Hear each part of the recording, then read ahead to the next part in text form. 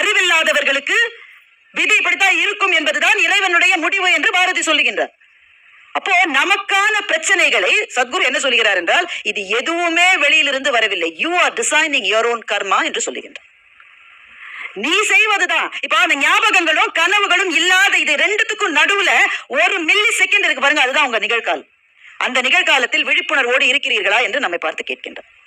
அப்படி ஒவ்வொரு நிமிடத்தையும் விழிப்புணர்வோடு இருக்க நீங்கள் பயின்றால் உங்களுடைய கர்மா என்ற பேக் உங்களுக்கு ஒரு சுமை இல்லை. அது ஏறாது, அது இறங்காது. அதை நீங்கள் அதோடு வாழ நீங்கள் பழகி விடுவீர்கள் என்று சொல்லுகின்றார். மூச்சு விடுறீங்க, ஒருத்தர் இருமுறாரு, அது பாருங்க, ஒருத்தர் தும்முறாரு, ஒருத்தருக்கு தாக எடுக்கிற போல இருக்கு, ஒருத்தருக்கு வெளியில போகணும்னு தோணுது, ஒருத்தருக்கு பசி எடுக்குது, நம்ம எப்ப முடிக்குங்கிறாரு. உடல் செயலாற்றி கொண்டு, உடல் மாத்திரமா செயலாற்றுகிறது, உங்களுடைய மனமும் செயலாற்றி கொண்டிருக்கிறது. நான் ஒன்று சொல்லுகிற போதே அடுத்த வார்த்தை இதுவாக இருக்குமா என்று யோசிக்கிறீர்கள். இதை வேற யாரோ சொல்லி கேட்டிருக்கிறோமே என்று யோசிக்கிறீர்கள். மனம் செயலாற்றுகிறது, உங்களுடைய அறிவும் செயலாற்றி கொண்டிருக்கின்றது, உங்களுடைய சக்தி அதுவும் செயலாற்றி கொண்டு. அப்போ உடல், மனம், அறிவு, சக்தி, இந்த 4 கோஷங்களும் செயலாற்றி கொண்டே தான் நீங்கள் இங்க இருக்கிறீர்கள். கரெக்ட் தானே? யாருக்காவது இதுல மாற்று கருத்து இருக்கா? ஆனா இந்த 4ம் செயலாற்றுவதை கான்சியஸா பண்றீங்களா, அன்கான்சியஸா பண்றீங்களா? சத்குரு கேட்கிறார். உடல் செயலாற்றுகிறது, ஒவ்வொரு இது முதல் மூச்சு, உள்ளே இழு வெளியே அப்படியே மூச்சு விட்டுறீங்க. இப்ப மனம் எதையோ சிந்திக்கிறது, கான்சியஸா இருக்கா, அன்கான்சியஸா இருக்கா? அன்கான்சியஸா தான்.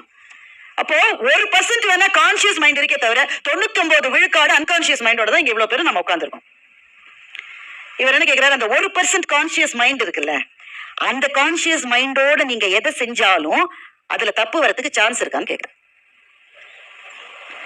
99% அன்கான்சியஸா ஏதோ செஞ்சுட்டு என்னோட விதியே இப்படித்தான், எனக்கு அதிர்ஷ்டமே கிடையாது, நான் போற போதுதான் எல்லாமே முடிஞ்சு போயிடும், எனக்குன்னு ப்ரமோஷன் கிடைக்காது, எனக்கு பாருங்க எதுவுமே சரியா அமையாதுங்க, 99 பொண்ணு பார்த்தா எல்லாருமே என்ன வேணான்ட்டாங்க, எனக்குன்னு எதுவுமே நடக்காதுன்னு சொல்றவங்க எல்லாருமே என்ன தவறு செய்கிறார்கள் என்றால், எல்லாவற்றையும் அன்கான்சியஸாவே பண்ணிட்டு அதுல வர விளைவுகளை என்னுடைய விதி என்று சொல்லுகிறார்கள். சத்குரு சொல்லுகிறார், விதி என்று ஏதும் இல்லை என்று சொல்லுகின்றார்.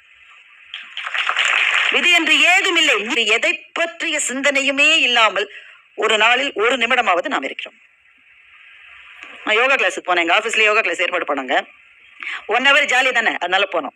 அவங்க போன உடனே இன்ஸ்ட்ரக்டர், அவருக்கு உதவி செய்யறதுக்கு ஒரு பெண்ணு, அவங்க 2 பேரும் இருக்காங்க. அவர் முதல்லயே எங்களுக்கு சாந்தி ஆசனம் சொல்லி கொடுக்குறாரு. சாந்தி ஆசனம் என்ன தெரியல, இருக்கிறதுலே சௌரியமானது அதுதான், எனக்கு தெரிஞ்ச ஒரே ஆசனம் அதுதான். உடனே படுத்து தூங்கலான்னு அவர் சொன்ன ஒரே ஒரு விஷயம், யூ ஷுட் நாட் ஸ்பீக். நாங்களும் சலசலன்னு பேசிக்கிட்டே இருந்தோம், யூ ஷுட் நாட் ஸ்பீக்.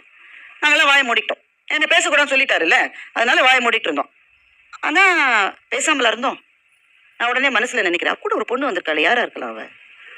வயசை பார்த்தா மனைவி மாதிரியும் இல்லை, மகள் மாதிரியும் தெரியல, அசிஸ்டண்டா இருப்போல, என்ன முடி இப்போ அந்த கேரளால இருந்து வந்தவங்களுக்கே முடி இப்படித்தான் இருக்கும், நமக்கு பாரு முதுகு கீழே இறங்க மாட்டேங்குது.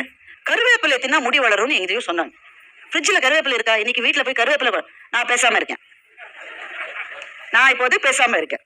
அப்போ வாயை மூடினால் கூட மனதிலே ஒரு சொல் கூட ஓயவில்லை என்றால், நான் நினைப்பதெல்லாம் ஒன்று என்னுடைய நேற்றுக்கு போகிறேன் அல்லது என்னுடைய நாளைக்கு போகிறேனே தவிர அந்த நிமிடம் என்பதில் நாம் வாழுவதே இல்லை.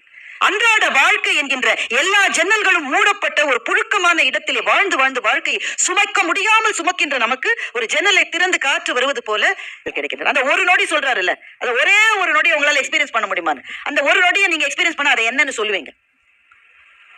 It's fantastic, it's fabulous, awesome. இந்த வார்த்தைலாம் போதவே போதாதுல்ல. அதுக்கு அந்த ஒரு நொடி என்பது ஒரு தரிசனம்.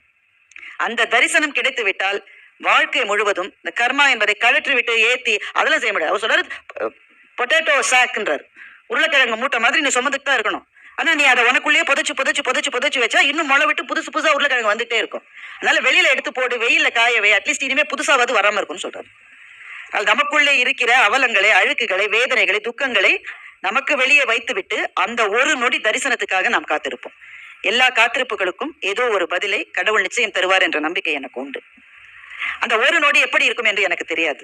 ஆனால் அந்த ஒரு நொடியை நோக்கியதாக இனி நம்முடைய பயணங்கள் அமையட்டும்.